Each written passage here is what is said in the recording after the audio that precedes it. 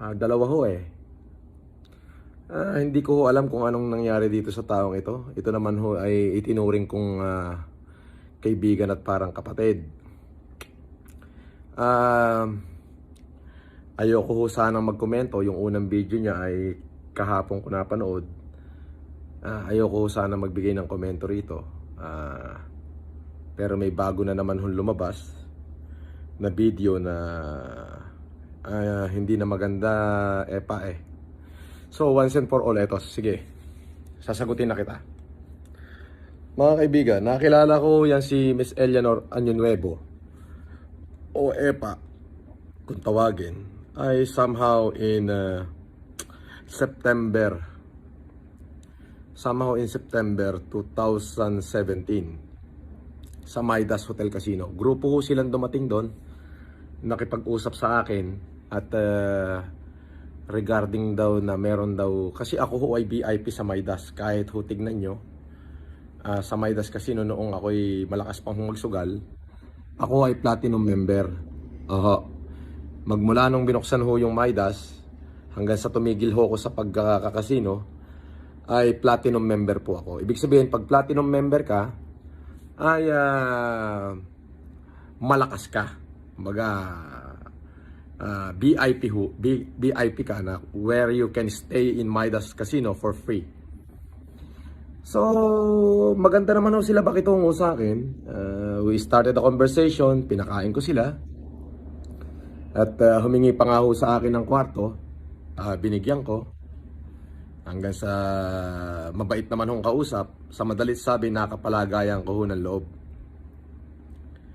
Meron sila mga transaction noon na nakikiusap sila sa akin na kausapin ko yung pamunuan ng Midas na baka pwede raw mag-swipe ng credit card nila because ang pakilala niya, may-ari siya ng mga oil tanker, etc.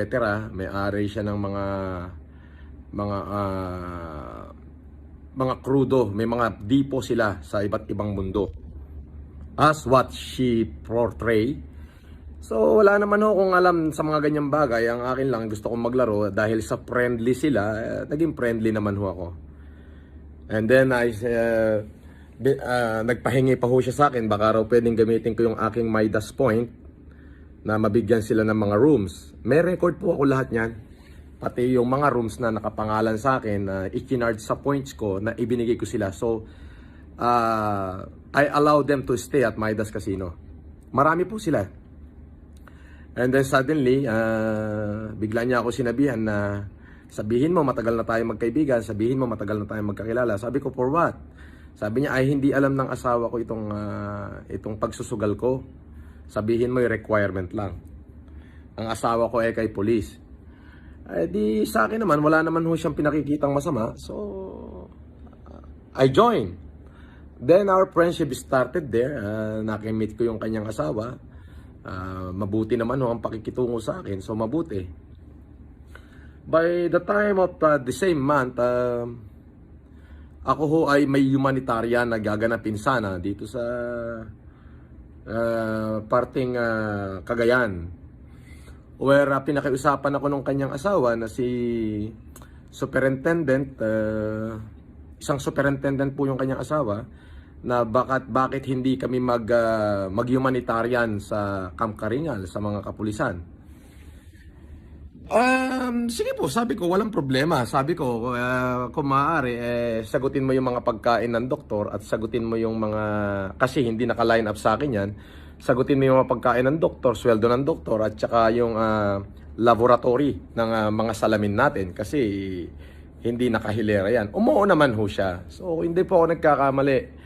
Gumastos po ng mga 300,000 plus to 400,000. Mga ganun, naglalaro po, wala namang sobra yung si superintendent. At natuloy na nga po yung humanitarian. Yun po ay sarili kong pera. Wala pong ibang donation doon.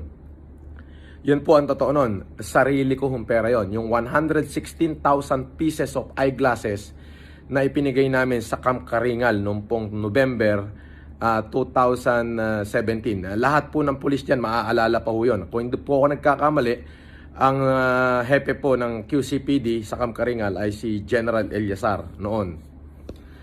And then suddenly, sabi ni Epa o ni Eleanor Nuevo, at saka nung Yulen Marcos na nakilala ko sa internet, sabihin mo naman, meron ho kami mga conversation na save ko po yan, yung mga text message namin, pati mga audio video na na-save ko, na pag-uusap namin. Na, sabihin mo naman ako yung nag-donate para ako'y sumikat.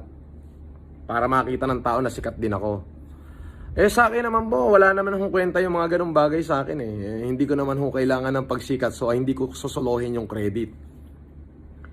So kung maririnig nyo ho yung video, naka-upload dyan, nasa through internet, nung humanitarian ko sa Kamkaringal, may mga sinabi ho kung mga nag-donate nun, including na ho yan si Epa, na nag-donate ng 10 million. Pero, ma'am, sir, kahit piso ho, walang dinonate yan.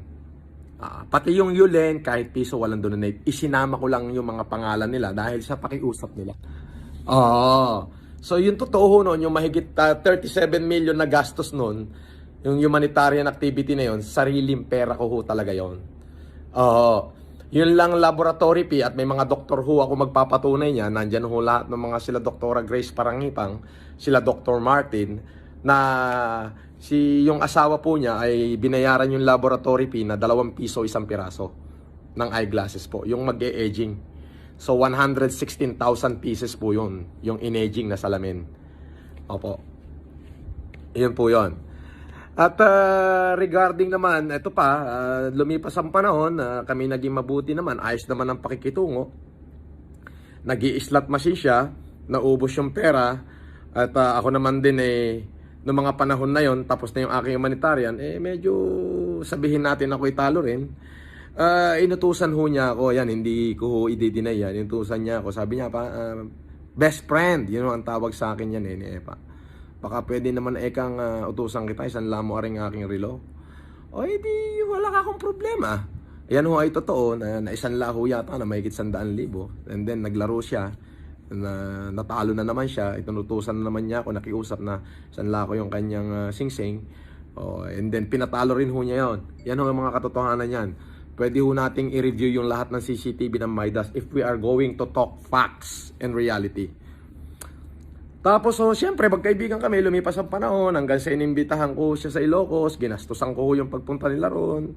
Tapos one time nagtapat siya sa akin na yun daw ho bahay niya ay narimata na. Yung bahay niya ho ay narimata na. Ay di sabi ko, ano ba ang maitutulong ko? Wala naman ako maitutulong sa'yo, sabi ko sa kanya. Ay, Eka, takutin mo Eka yung mga nang remata ng bahay. Ay, biruin nyo, ako pa huy nautusan niya para sindak-sindakin daw yung mga nang remata ng kanyang bahay. Kung hindi ako nagkakamali is, ang pangalan ho nung kanyang pinakilalang tao, wala ho siya, nasa Batangas Tapos yung tao ho ay pinatawagan niya sa akin hanggang sa nakipagkita ho sa akin yung taong rumimata ng bahay niya. Ay wala na ho talagang magawa, rimatado na ho ang pangalan ho ay Aurea Rialon. Yan ho yung pangalan ng pinagsanlaan niya ng kanyang bahay. Sa madalit sabi, wala naman ho kaming so far conversation ni Eleanor. Ang sa akin lang ay naging kaibigan ko siguro noong mga panahon na yon. Okay naman po lahat. Wala naman akong alam na naging problema namin. Bakit ngayon nagdadadaldal lang kung ganyan-ganyan. So maliban ho doon, pasisinungalingan ko lang ho lahat ng kwento niya. At kung makakarating sa iyo itong video ko, ito lang ay makatotohanan, hindi ko alam kung ano nangyayari sa iyo, kung sino nagbayad sa iyo para ganyanin mo ako, pero I have all the evidence including our conversation na lahat ng pinagsasasabi mo ay malayo at walang katotohanan. May message ka pa nga sa akin na pinasasakay mo lang yung aking mga basher. Yes, para kunyari. Hindi ko alam kung ano meron ka, kung nagpapaikot ka o whatsoever. But I have not to say nothing against you. Una higit sa lahat is ikaw ang nagsimula niyan hindi naman ako. Para sa akin, ako pa rin yung kaibigan mo, hindi nagbabago. Wala kang masamang tinapay sa akin. Kumbaga kaya ko lang to ginawa tong video na to. Hindi naman kasi maganda, para pasinungalingan na lang lahat ng mga pinagsasabi mo. Kasi hindi naman maganda. Unang-una, hindi ko matandaan kasi partner o kaibigan o kapatid na ikaw ay aking nilamangan sa kahit anong pamamaraan. Wala ako natatandaan ganon. Bagkos ako nga ay ginagamit mo pa minsan na tagagawa ng iyong sulat, tagagawa ng iyong tula. Kaya hindi ko malaman kung ikay ginagamit o nagpapagamit ka kung kani-kanino man tao. Pero yung mga conversation natin na sinasabi mo sa akin na pinasasakay mo lang lahat ng basher ko. Nasa sa'yo yun. Kaya lang hindi na maganda. Pati yung pinsan ko, dinadamay mo eh. Hindi na maganda yan. So, okay? So, ganun lang ako. At yun lang ang masasabi ko. Para kay Miss Eleanor Fraile de Ano Nuevo. So, yun. Magandang gabi ho. Pinasisinungalingan ko lang ho lahat ng kanyang sinasabi. At saka bakit naman ngayon? Kung kailan ako sumisikat hindi ko alam kung ano nangyayari sa'yo. Yan ho yung totoo nun. Wala ho kaming mas malalim pang pinagsamahan maliban doon sa nakilala ko siya. At ako ho ang nagamit at hindi ho siya ang nagamit. Ayun ho. At madalas pa ho tatawag sa akin yan, magte-text sa akin yan. Ganito ang sabihin mo sa asawa ko ha. Ganito ang sabihin mo sa asawa ko ha. Yung buti ho, na-save ko pa yung mga conversation na gano'n. At marami hong magpapatunay niyan. Ulitin ko, I have nothing against with Eleanor Ano Nuevo. Ang tingin ko sa kanya ay kaibigan at kapatid. Kung ano man yung nangyayari sa kanya ay problema niya na ho yun. Basta ho ako ay maninindigan. I'll stand on my ground. I have everything in my hand. I know what I'm talking and I know what I'm saying. Kung hindi kita pinapansin, eto tawag ho sa akin ng tawag yan. Hindi naman ho nakakarating ang tawag dahil nga ho sa bugang messenger ko. Hanggang sa pati ho yung pinsang ko yung nag-text sa akin, sagutin mo raw, di naman daw ako sumasagot. Ay, pasensya ka na kung hindi kita nasasagot. Pero dahil sa ginawa mong video, lumayo na yung loob ko sa'yo. Sabi ko nga, don't open the can of worm. Mahirap. Wag mo ko i-trial by publicity at wag mo rin akong i-trial by publicity. If you want to go in court, bring it on in the court. Bring it on. Kahit magsama-sama kayong lahat. Wala akong pakialam. Alam niyo kung bakit? Huwag kayong mabuhay sa kwento ng kasinungalingan nyo. Kasi yung kasinungalingan na yan, kapatid ng magnanakaw yan. Kakaunti na lang ang buhay natin sa mundo natin tinata. Gumawa na tayo ng mabuti. Ang payo ko sa iyo, gumawa na tayo ng mabuti. Gumawa ka na ng mabuti. Huwag yung may halong pagpapaimbabaw. Okay? Yan talagang mula sa puso. Okay? Hindi natin alam. Baka mamaya hiramin na ng Diyos yung buhay na hiniram natin sa Kanya. Ayun lang. More than that, wala akong sasabihin pangit kasi sa totoo lang, naging mabuting kaibigan naman kita. Wala namang akong alam na ano. So, hindi ko na tinapos yung mga video mo. At basta kung ano man yan, nasa sayo yan. At pinasisinungalingan ko lahat yan. Yun ho ang kabuod-buod ng kwento namin dalawa kung paano kami nagkilala. I just met her in 2017, September, at the Casino Filipino. Lumapit sila sa akin at humingi ng tulong hanggang sa, ayun, nilapit nila ho yung kanilang sarili sa akin. Marami ho yan eh. Ako naman ho kasi pag mabuting tao yung nakikipag-usap at maayos naman makipag-usap, wala hong masamang tinapay sa akin. Ayun lang ho. At para dun sa iba pa na nag-e-extort ng pera, hindi kayo makakakuha ng pera sa akin. Ibibigay ko lahat sa mahirap to. Wala kayong may extort. Hindi ako pumapatol sa extortionist. Yun lamang ho. At maraming salamat. Mabuhay po kayo.